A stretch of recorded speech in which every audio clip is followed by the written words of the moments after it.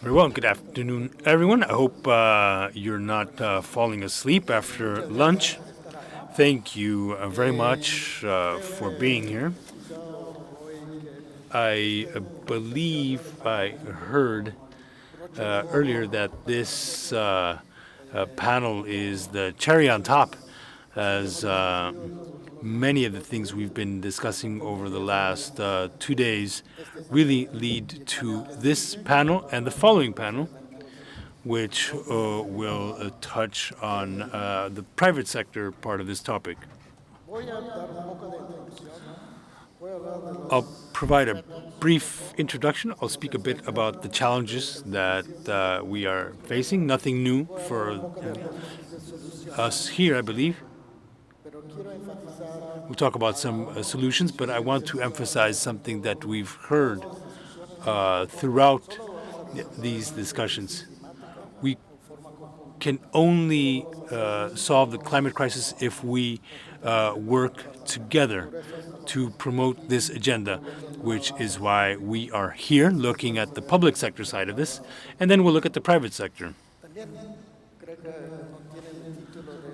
I believe you don't have the title of this event up here, but I want to highlight something. We can do it. We can make progress on that agenda. It's tough, it's not easy, but we can do it. We will hear from countries that are leading the way forward. First point, we all know what we're facing, the impact. We see it daily. Yesterday we talked about the rain in Panama and people dealing with that. So there's changes worldwide in Latin America and the Caribbean. We've seen droughts, we've seen fires in the southern cones, hurricanes in the Caribbean. So there's no discussion, there's impact, and we need to do better to handle this impact. That's my first point. But in the context of yesterday's presentation, the impact is greatest on the poor, and that is really having an effect on our capacity to deliver on sustainable development in Latin America and the Caribbean. Second point, we all know that we have to reduce emissions, and on that we do have a discussion that is very much focused on how to reduce emissions, but there is a subtext to all of that, which is that there is a change ongoing worldwide. I have heard others talk about this. They call this change as big as the one in the Industrial Revolution. We are already seeing profound, far-reaching change worldwide. This is motivated not so much by emissions, in my belief, it's more so because renewables are currently cheaper than fossil fuel.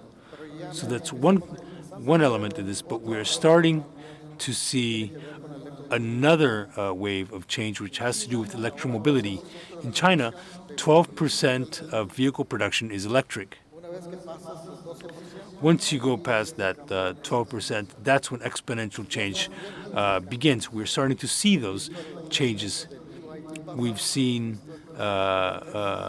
growth of BOD buses. We've seen Tesla's growth. So change is happening, and change is exponential. And the challenge is, how can we be a part of that change? And that has to do with, one, making sure that we do not lose sight of our value chains. We need to stay ahead of this change. We cannot fall behind. And change it's like a horse. Once it's off, it's not coming back to the barn. The horse is out of the barn. And that discourse, that narrative, is very different than one that focuses solely on emissions as far as solutions, one of the things that we have learned at the bank is that climate change is not just for the climate change division. It's cross-cutting. It applies to all sectors, all countries. It applies to all of the work that we do. All sectors will change. They're already changing. So it's a completely cross-cutting process. We'll speak a lot about this. We need financing to move the needle, to go in the direction that we need to. And we also need financial innovation. Without that change, we are not going to be able to motivate the countries to be a part of this change process. The banks can support the process, but I would say we are going to need between 470 billion and 1.3 trillion. The IDB group can deliver on 10 billion of that. So the burden of this is on the countries, and the need to change private flows and public flows is going to be very important to see where we get the money to make this change happen. Thanks to the entire panel. I know that it hasn't been easy for many of you to get here early. So thank you all very much for coming here.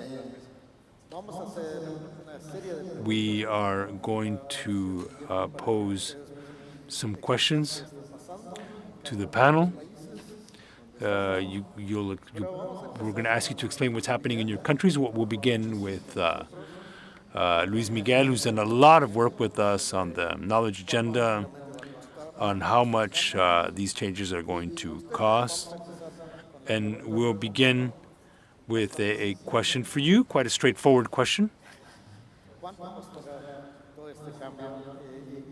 How much will this cost to meet the Paris objectives? Thank you. Well, first of all, thank you very much for the invitation. And I apologize, my luggage didn't make it. I work for a tech company. And going back to the discussion on these issues, I think that in Latin America and globally, we need to understand that climate change is a development problem. In other words, climate change's impact on economic activity, on our well-being, on the environment are important because there are climate scenarios, economic studies that show that we could, over the long term, under some scenarios, lose up to 1/3 of economic GDP growth in Latin America. At the same time, in the mitigation agenda, we see that we need to have neutral activities that we need between now and 2050. That means changing production and consumer patterns very radically and very urgently. In that context, as Graham was mentioning, the estimates on the cost of this change, they vary a little bit. They go from 400 billion, 300 billion to about 1.3 trillion dollars rather. And that has to do with the idea that we're continuously adding to this transition. We've talked about energy transition, but in order to have an energy transition, we need to think about a fair transition, and we need to include other factors, which leads us to some pretty impressive figures, between 7 and 20% of Latin America's GDP. However, having said that, there's four considerations here, some thoughts here that make it feasible. First, a large part of that is already being spent. The thing is, we're just spending it the wrong way. For example, when it comes to infrastructure investment, we need about 5 GDP points. Right now, we're spending at a little bit less than 3 GDP points. We need is those 2 additional GDP points. They need to be spent correctly. We need to increase the spending, but in addition to that, those 3 GDP points that are being spent, they need to be consistent with decarbonization. We can't just have those 2 additional ones focus on decarbonization, and the other ones would stay where they are. Another important change, we need to make adjustments to public policy as a whole. Green fiscal reforms, for example, eliminating subsidies for fuels, carbon taxes, that is an attempt to eliminate externalities, but they also tend to favor a double dividend, which means better income distributions through fiscal recycling and the rest. But we have several options within reach so that public policy as a whole works towards decarbonization. Three, another thing I think is relevant to discussion today, we know that economies that have a better income distribution, that are much more integrated, tend to emit less greenhouse gases. For example, if you have efficient public transportation that is used by most people, that overall is a reduction on emissions. That means we need a joint agenda between mitigation and enhancing income distribution and improving on reducing poverty. That means building a mitigation agenda, given the magnitude, the urgency of this.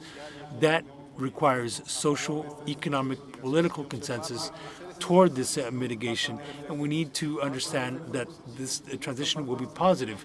It's going to have positive effects in terms of distribution, but also the engine of economic growth needs to be based on building this new energy matrix and the mitigation processes. And the last point I would make, which is part of today's discussion, something we were discussing earlier, is in Latin America, when we look at the household spending on electricity, water, and transportation, it's more or less about 20 to 25%.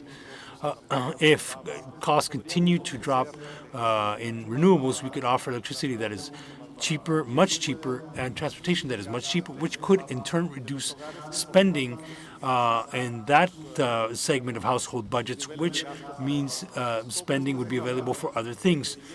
All of this makes it clear that while it's true that the investment required is quite significant, it really can be done through coalition, through consensus that covers these other fiscal policy matters, income distribution, changing spending patterns, and all of that goes through reimagining quality public services. What the future is going to call for, as many countries have already pointed out, is that we think about having an economy where at its core it has growth linked to deep decarbonization and building a sustainable economy. Thank you. Thank you very much. It's a very big number. I hear it. But it can be done. We can do it. Policy can be changed to move forward, and the cost-benefit analysis, which shows that this makes a lot of sense for a country to move forward. Minister Barcel, I don't know how much I've read about Chile's success. A few weeks ago, we saw something on Chile being one of the top 3 countries in the world in terms of the climate change agenda. And not just in that, right? I think that you also have been awarded for the best long-term strategy in the world. So a lot of incredibly good things that are happening in Chile, that agenda is moving forward. The question for you is basically, how are we achieving the climate change agenda in Chile? How do we match it up with the economic agenda? How do we do that? Great. Well, thank you very much for the opportunity of being part of this panel. Perhaps to start, I would say that it's interesting to see that in Chile there's been a lot of continuity over the last 3 administrations when it comes to climate change. We're talking about administrations of very different political stripes. Of course, there have been many differences, but when it comes to the environment, there has been a lot of common ground. For example, the targets to lower emissions and what was subscribed to under then President Bachelet, and then the continuity with President Piñera, and now what is continuing with President Boric. And I think that that creates a lot of value. Now, in terms of implementation and what has been done, Perhaps one of the things to think about is how much work has been done to engage all industries. This is not only the government doing something or the Ministry of the Environment, this has brought in both government and the private sector. And this is why the climate change law, which you just mentioned, first make sure that the country's targets are actually legally binding. But building on that, it also creates challenges by industry to achieve those targets. That helps everyone step up and do their part.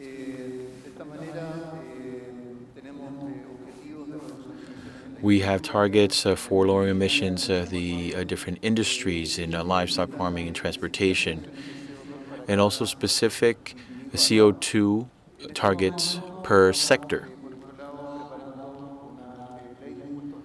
We're also working on a green tax law that is going to bolster these targets and create better challenges for the sectors. And basically, this creates a cap and tax system per industry, which will give realistic and achievable targets per sector. But when you bring them all together, it helps us overall reduce, as a country, our emissions. As part of that bill that is going to be put up to a vote at the start of April, the amounts for emissions taxes are going to be reviewed, and also what the subsidy is and how that can be looked at when we think about electromobility and the polluting energies. Lastly, something that is very important for Chile, we have to think about the changes in our energy mix. This process started pretty much 15 years ago now. And thanks to that, Chile, which was a country that almost relied fully on fossil fuel imports, now has half of its energy generation coming from renewables. By 2025, that's going to be 65%, and by 2030, that number will be above 80%. These are all investments underway. So it seems to me that there was a vision, and I'm not only referring to more recent years, but actually going back further, there has been this trend, this continuity over time, which shows how seriously changes in the energy mix was taken, and that has given us a very significant advantage. This also brings us to something that isn't usually asked about. Chile is a country that, given its natural resources and the geographic features, is able to have a net benefit coming from climate change policies that we're seeing around the world, because we produce the kinds of raw materials that are needed for e-mobility, and also because we have renewable sources, particularly PV and wind, that help us not only be self-reliant when it comes to energy, but will also allow us to develop the green hydrogen industry. And we already have an initial plant in operation. Great. And of course, consistency and this long-term trend between administrations is key. And this idea that all industries matter and are engaged is also key. And the changes in policies and these subsidy rates, all of this makes it all very clear. Minister Arbeleche, Uruguay is also a role model for the world. And that is always how we make sure to present it. For Latin America and the Caribbean, Uruguay is a leader when it comes to laying the foundation like Chile did. We see that you are also moving in the same direction, but also leading the charge around the world. In addition to that, recently, you issued the sovereign SLB bond, which is as we see it, financial innovation. So the question for you is, what are the next steps when it comes to developing new instruments? Because new instruments will be necessary to really pick up the pace of change. And I'm referring to Uruguay, but also the other countries in the region. Good afternoon, everyone. At the outset, I would like to perhaps give some background for this point and talk about a number of issues you mentioned during the introduction. The first is global warming and climate degradation that is having an impact, as you mentioned in the beginning. You raised a number of examples. I will add what is happening in Uruguay. We're going through a significant drought in our country, and that has an impact on our economy and obviously on our society. Secondly, you mentioned some progress that has been seen around the world, things moving in the right direction, how these problems are being tackled. Uruguay is also making significant strides. We've seen progress in terms of the energy mix. We are continuing to move towards cleaner energy sources. We're currently going through the second energy transition. Uruguay has a lot of agriculture and animal and livestock farming, and we've reduced the carbon footprint over the last 30 years. Uruguay has reduced by 40% carbon emissions per product being grown. And you have also talked about how this issue is no longer just environmental. It cuts across different areas. And this is why the financial policy and economic policy needs to follow the same model. In our current spending bill, there is an article that explicitly includes the environmental policy within the government's finances and the overall economic policy for the country. Last point, or to add to this context, you mentioned this in the beginning. The climate shouldn't matter as policymakers only because of sustainability for the planet and well-being for people. It should also concern us because there is a new paradigm in front of us. The way that countries trade, how to attract investment, how we use products, all of that will have an environmental impact component. And so as policymakers, we need to try to get ahead of what is going to be traded, what is going to be invested, and it does need to have that climate seal. In a way, we're also making sure that we take good care of the growth in our economies that imply employment if we include an environmental component in our thinking. In terms of environmental and climate indicators, last October, Uruguay, after a lot of work, issued an SLB, a sustainability-linked bond that was linked to environmental behavior components, and that was a milestone for our country. And I would dare to say that that was also big internationally. Just a bit before that, Chile had come up with a similar instrument, and this was an important project, as Minister Marcel mentioned. With this bond, we have concrete indicators under the Paris Agreement that are going to now lead to consequences. In other words, fulfilling or not fulfilling these indicators now has a fiscal impact. In Uruguay, this is a symmetrical structure, which means that when you comply with the indicators, you pay less in interest, and when you don't, this is stepped up. You pay a higher interest rate, meaning that you are either awarded or penalized based on whether you're complying with these goals or not, which was slightly different from what happened in Chile, where it was only one of the two sides of that coin. There's also work being done on reducing greenhouse gas emissions. There's an indicator that focuses on CO2 capture, and that is to keep the forests alive. We are going to be working on that label, deforestation free, and that is something that was included in our bond issuance. I also think it's important to think about the fact that there is an annual measuring of these indicators through this bond. They are verified by the UN program. And obviously, it's really important to be able to not only measure it, but get confirmation that these indicators are being met. In terms of what's next, we understand that when it comes to multilateral financial institutions, if we really want to keep moving forward when it comes to climate, if the costs are so high, as it was said in the beginning, we need to be doing more with similar innovative projects, emulating what Chile has done, what Uruguay has done.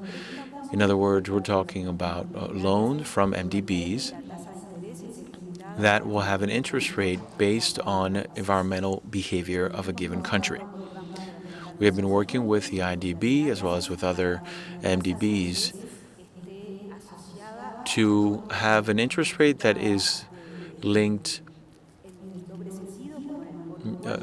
not so much on this two-way street structure as we have in Uruguay, but to actually have more benefits for the countries with better climate behavior.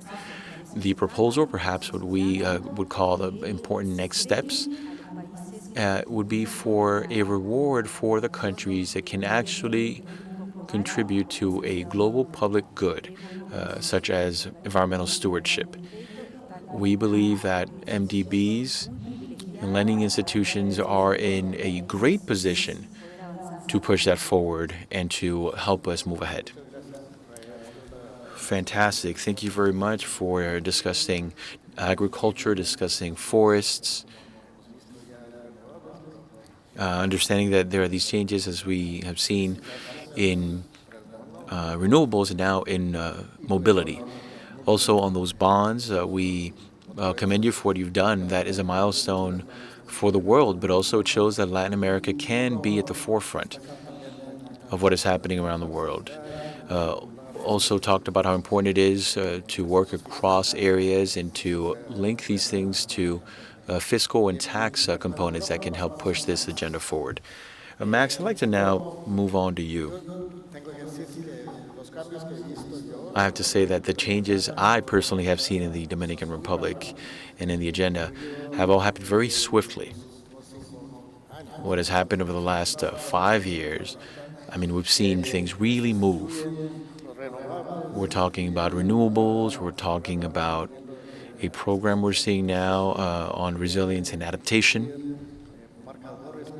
It includes also taking into account fiscal markers for climate change.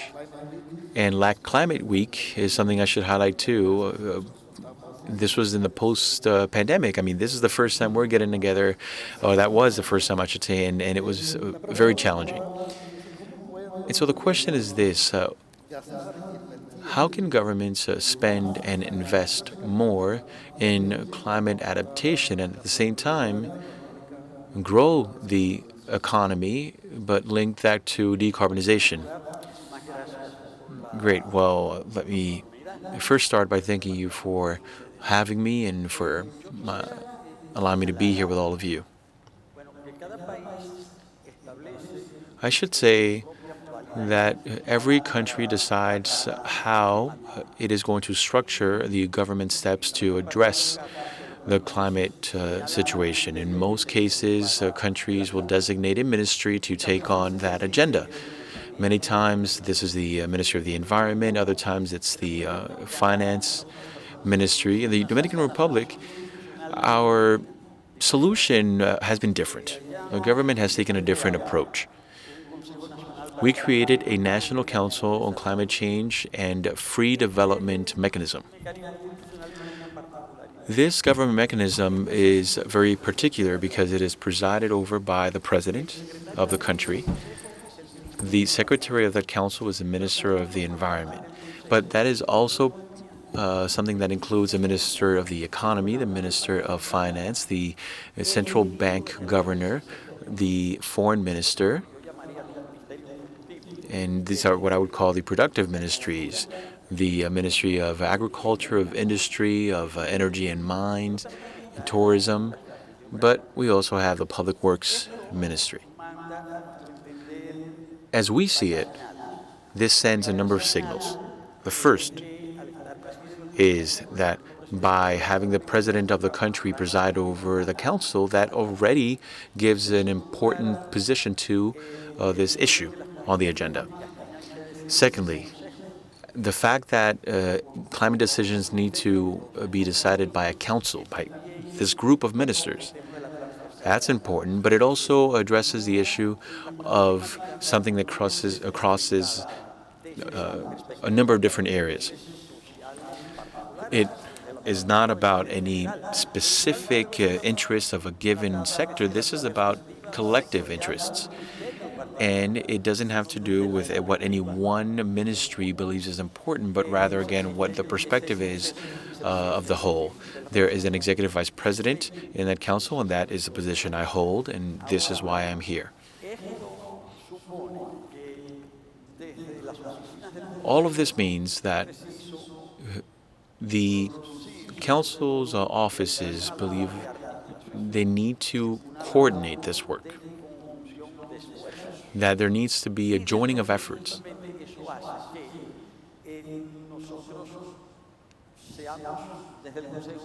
And that means that the council, in a way, can be galvanizers. That means that every ministry can, from within its perspective, take on this agenda, looking at what ultimately is part of their responsibility, but this is a concert of ministries that take on all of these different dimensions. And so you have this cross-cutting perspective that brings everyone to be able to take on what is theirs to build this building. And we're seeing results, because this coordinated action brings us to first make sure that we are all on the same page within the government, but then there's also an advisory committee within the council made up of different entities and players from civil society, from the business sector, from academia. And in addition to that, you have, of course, this internal coordination, but there is external coordination. The external coordination means government and also financing institutions. And I'd like to use a very concrete example here,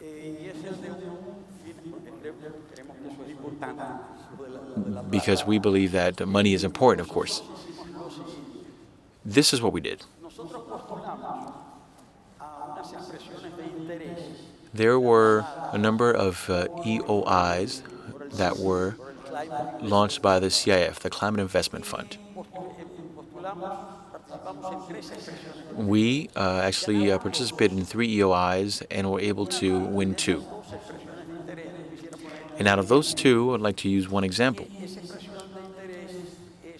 That expression of interest was on decarbonization.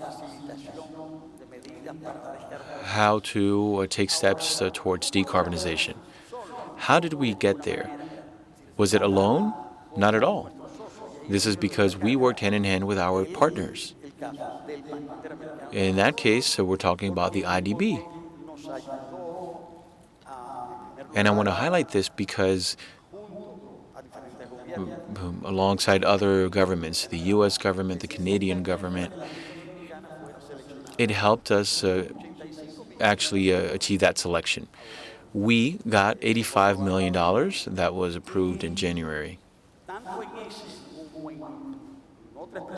And in that, as well as in other EOI processes that the Dominican Republic was able to win, we have asked the IDB for support for the investment plan.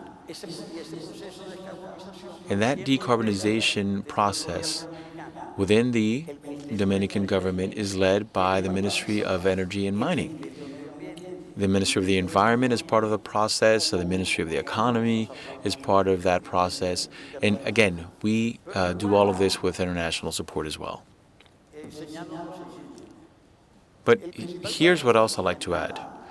The climate commitment. We know that this is a commitment for each country, and it is voluntary. And these are the NDCs, the nationally determined contributions. How are those developed, at least in the Dominican Republic? That starts within the National Council on Climate Change. But within that council, there is a kind of board or committee that leads that work. And who is on that committee?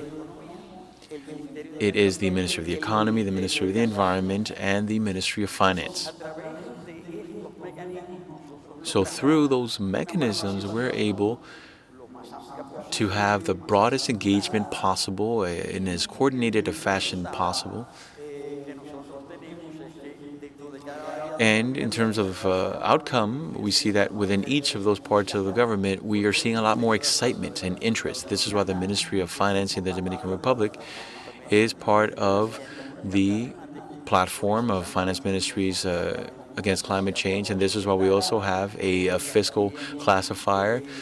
This is also why climate change can be found in the spending law, and something that is being negotiated right now, is being discussed, is with the IDB, we're talking about fiscal support that is linked to climate change for $200 million. All of this to say that this is how, in the end, all together, we can build this climate policy. And if I may, I have a final example. Thanks to IDB support, we're able to develop a study on the financial viability of decarbonization. And just yesterday, we got the results of that study, and it came with a few scenarios. What was the conclusion? If there's a clear and decisive action towards renewables, with a horizon of 2015,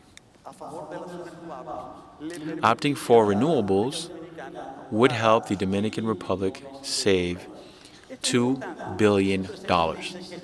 And this is huge because we're always told that all of this costs money, but what we say is that you can actually save money with it.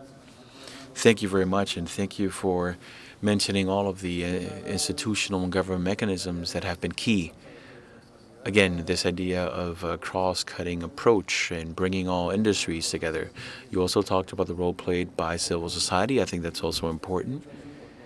And the coordination happening with external entities so that everyone is moving towards the same goal. And thank you for also mentioning what you've done with the IDB.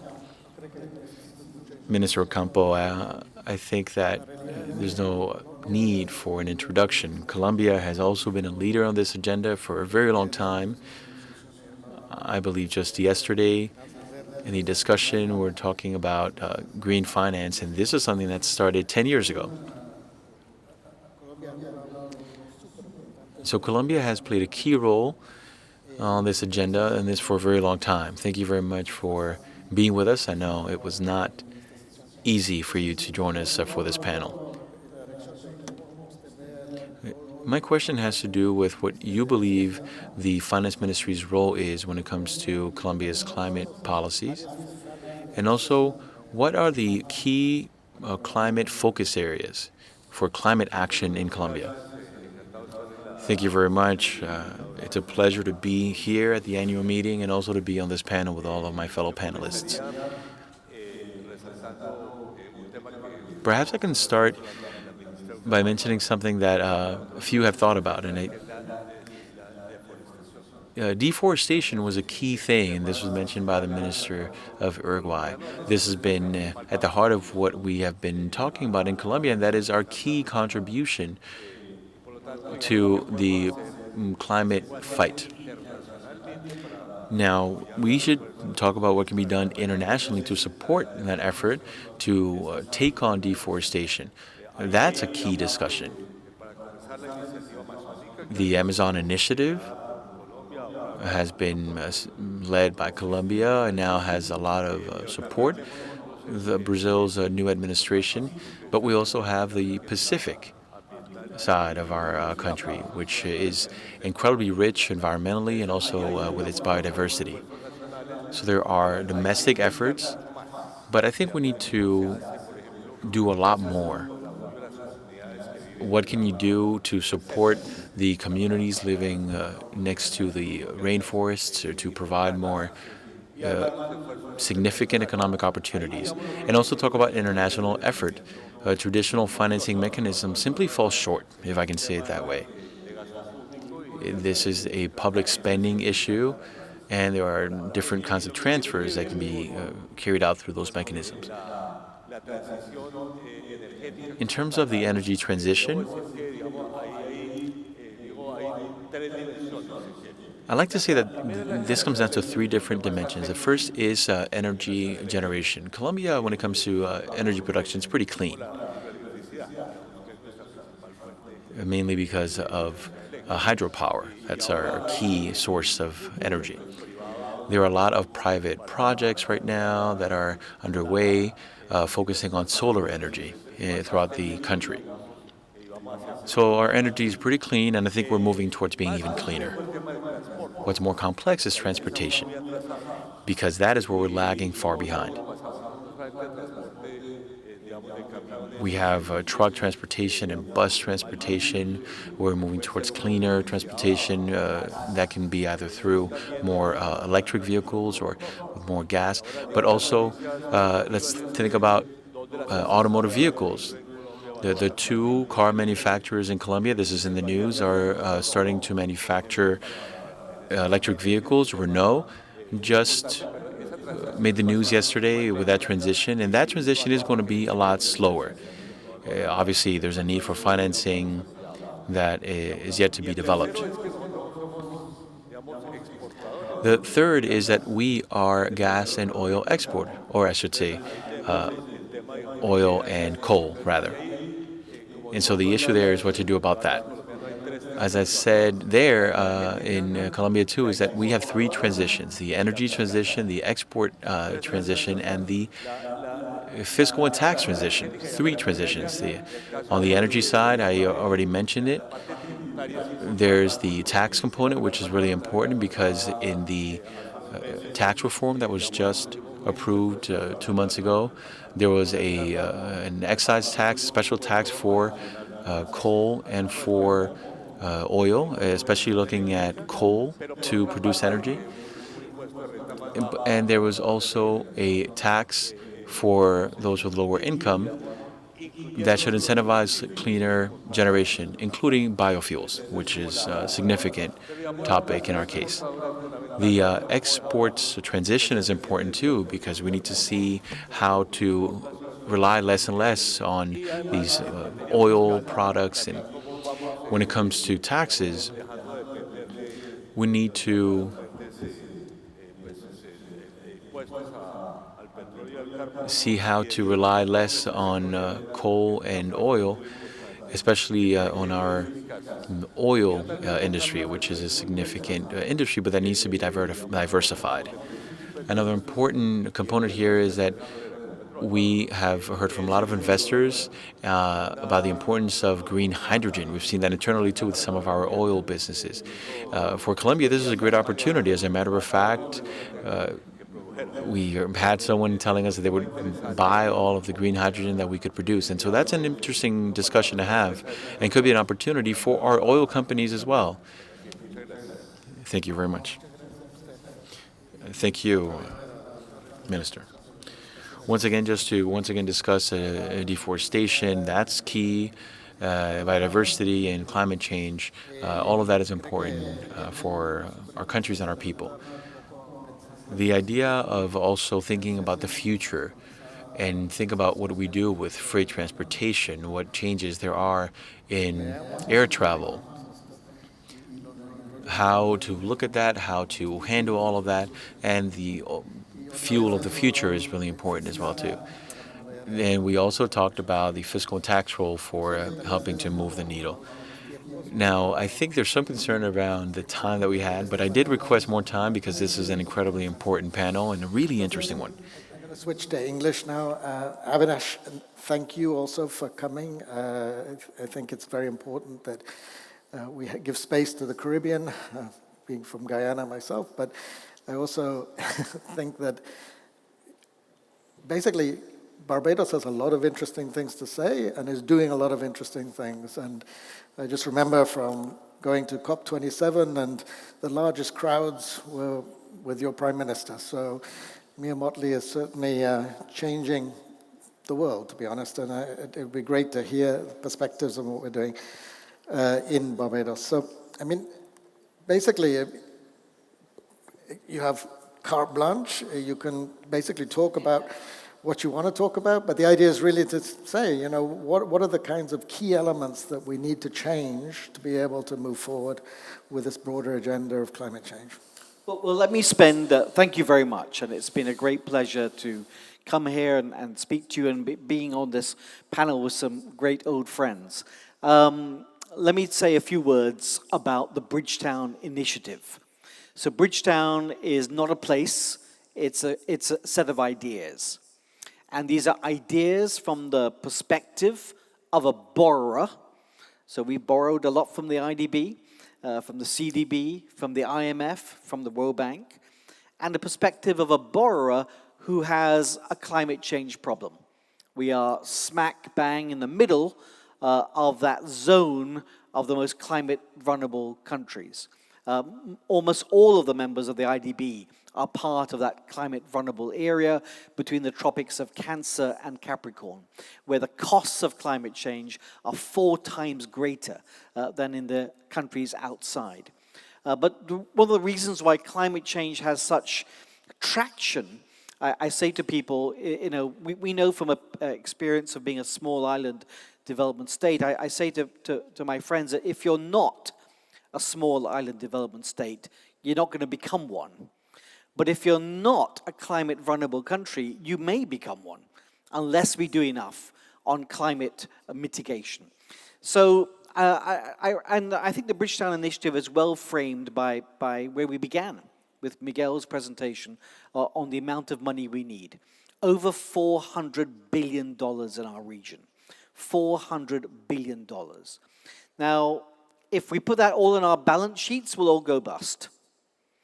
No one out there is about to write a check for $400 billion. And the private sector will do much, but it won't do everything. There are many things the private sector can't do. Bridgetown is a system of finance. It's a system of finance that recognizes that governments are not getting elected to send checks to foreigners. If anything, these days, governments are getting elected to deport foreigners, not to fund them. So we need to be recognize the world we're in. So we say there's a bunch of stuff that there's no alternative but to get a check. And that is loss and damage from climate. When homes are being wiped away, the homes of low-income people, if every time you've got to rebuild by borrowing money, we'll be sunk under oceans of debt long before the sea levels rise up. So we need a check for that. But I would say only write checks for that, for loss and damage. Don't write checks for adaptation and mitigation, because we can fund those things in other ways. Now, resilience. We need to become more resilient. Every dollar we spend on resilience, we will save ourselves $4 to $7 in the future. But there's no point being resilient in the future. We need to be resilient today. We need to bring forward resilience investing today. And for that, we need the help of the IDB, because we can't do that at commercial rates. So we need low-cost, long-term funding. We need new types of instruments that the IDB needs to pioneer. We need 50-year borrowing at the rate at which the IDB borrows at. And that will allow us to bring forward the amount of resilience that we need. And I would focus on resilience, which saves us money in the future, but has no real revenue stream. And most resilience is like that. Sea level increases, sea defenses, flood defenses, water management, not a lot of revenues out there. But there is a bunch of mitigation for which there are revenues. Moving to renewable energy, transport, agriculture. And there we need your help in helping to mobilize private savings into mitigation. Because the private savings aren't going to come just like that. The cost of capital is stopping them. The projects that make money in Germany and America don't make money in our countries. The cost of capital is too high. How do we reduce the cost of capital? I'm afraid to say our development banks basically shove it back to us. They say the reason why cost of capital is too high is because your policies are wrong. Your plans aren't ready. Your investment projects aren't good. It's the only set of banks I know in the world who blame the customers for not lending enough. But if you actually look at the spread of the cost of capital, 75% of the spread is made up between the spread of government borrowing.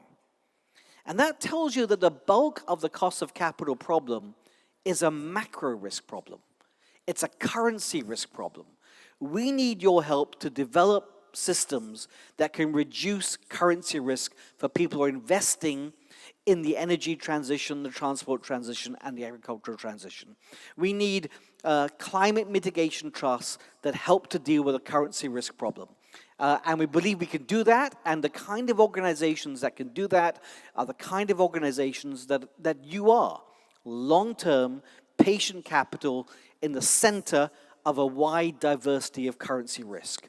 And so we urge you to help us in limiting currency risk and attracting private sector savings into mitigation, into creating new long-term instruments for resilience, and helping us find alternative ways to fund loss and damage. And the final point I'd say is we also need another type of instrument we'd like you to be looking at, which is natural disaster clauses. You know, Barbados is the world's largest issuer in sovereign bonds of natural disaster clauses. And when we say we're the largest issuer, it means not enough people are doing it because we're tiny. But these instruments reshuffle payments, gives us breathing space. The IDB offers us a contingent credit line that gives us 2% of GDP in a crisis.